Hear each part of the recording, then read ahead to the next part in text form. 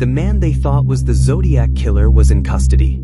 The murders had stopped for now. But as the FBI soon learned, Harold Gray wasn't the killer. He was something far more dangerous, a man who knew him. Whisper Falls was frozen in a kind of half-life. Businesses stayed open, but no one lingered. Children no longer played in the streets. Every creak of a porch board, every shadow crossing a window at night, made people look twice. Harold Gray sat in an FBI holding cell. He ate quietly, read the paper, and never once asked for a lawyer. Agent Dana Holt spent hours across from him in the interview room. "You know who he is," she said. "Tell me." Gray smiled faintly. "I know a lot of people, Agent Holt. Names, faces, habits. But killers? That's not my line of work." "Then why the clippings? The typewriter? The envelopes?" Holt pressed. "History," he said. "I collect it. Some men build model ships. I study men who've shaped the world, for better or worse." His eyes didn't blink as he spoke. Holt couldn't tell if she was staring at a man telling the truth or the best liar she'd ever met. On the third morning after the festival, the Gazette received another package. No return address, but this time the postage was real.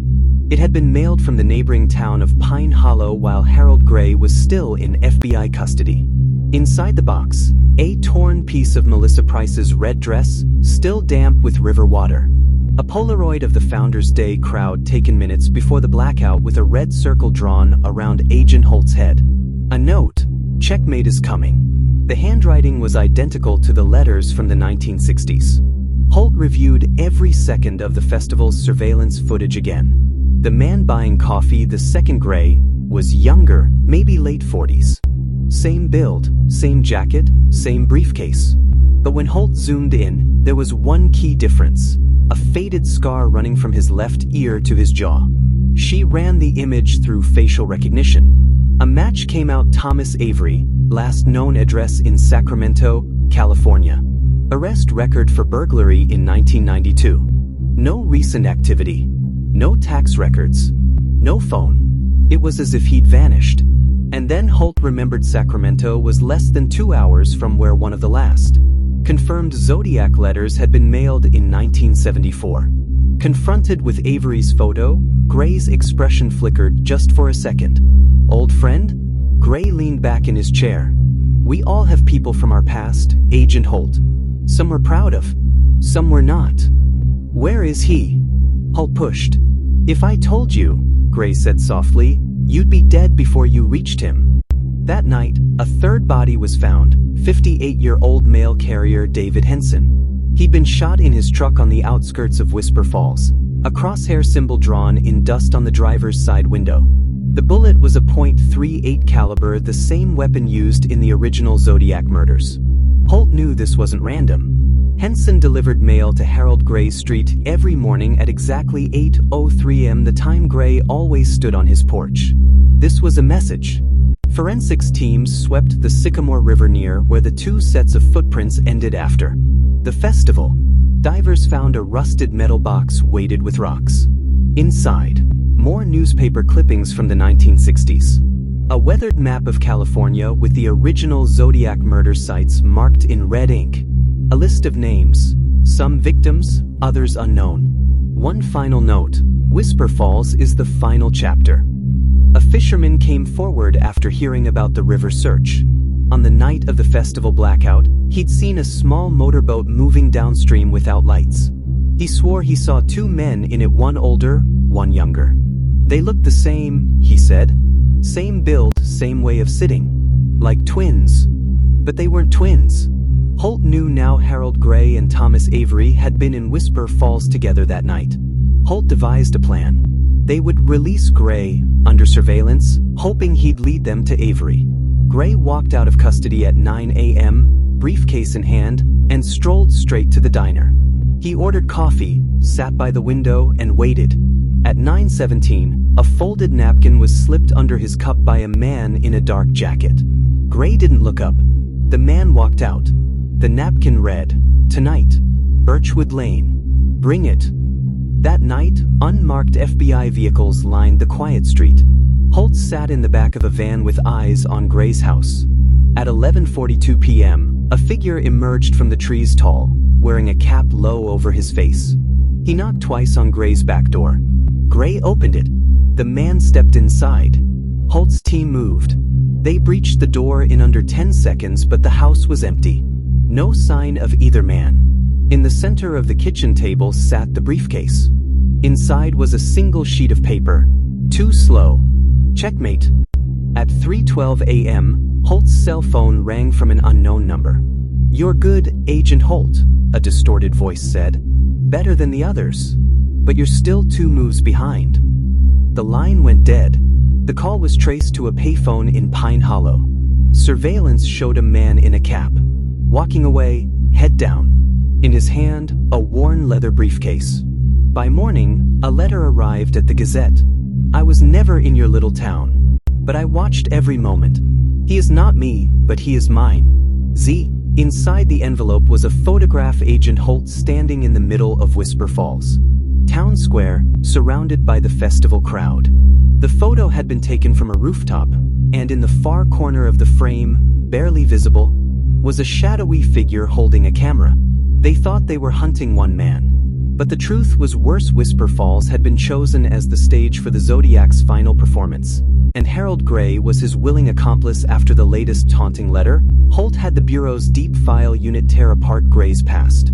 Harold Gray had lived in San Francisco in the late 60s, working as a typesetter for the San Francisco Chronicle, the very newspaper that had received the original Zodiac letters. But there was more. Gray had rented a storage unit in Sacramento from 1971 to 1974, the same years the Zodiac letters suddenly slowed. Inside the dusty archives, Holt found a receipt from 1972, signed by T. Avery. Gray and Avery had known each other for decades. Holt brought Gray back in. "You worked at the Chronicle. You knew the letters. You knew Avery. Tell me the truth." Gray's eyes twinkled faintly. "The truth, Agent Holt? The truth is, you can't stop what's already over." "What does that mean?" "It means," Gray said, leaning forward, "he's finishing it tonight." That afternoon, every mailbox in Whisper Falls received the same envelope. Inside, a printed crossword puzzle, a single bullet casing a note. "Solve it before midnight, or there will be one more name on the list." Holt spread the puzzle on the table. The solved words formed coordinates: the abandoned Hollow Creek Lodge, 12 miles outside town. By dusk, a blizzard had rolled in, wind howling through the pines. Holt led a 10-person FBI team through the snow toward the rotting building. The front doors hung open. The air inside was stale and cold. In the center of the lobby stood a chair, and in it, Harold Gray, bound and gagged, a crosshair drawn across his forehead.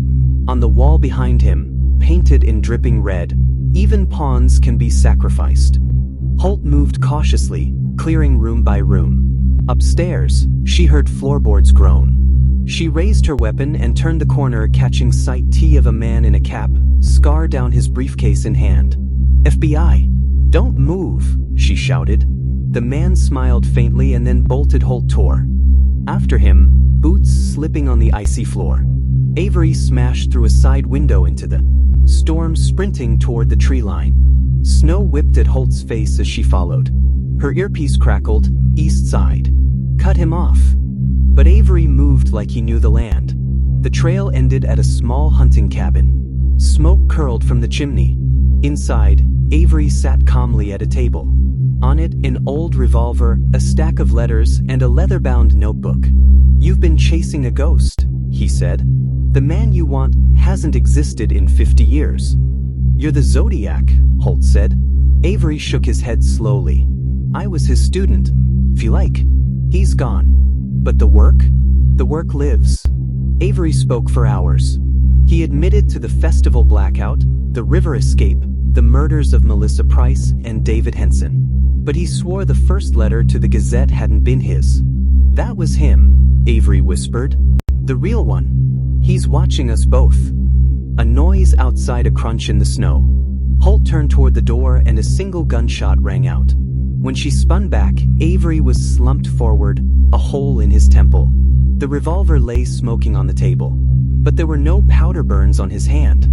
Holt burst outside just in time to see a tall figure in a long coat moving through the wideout toward the ridge.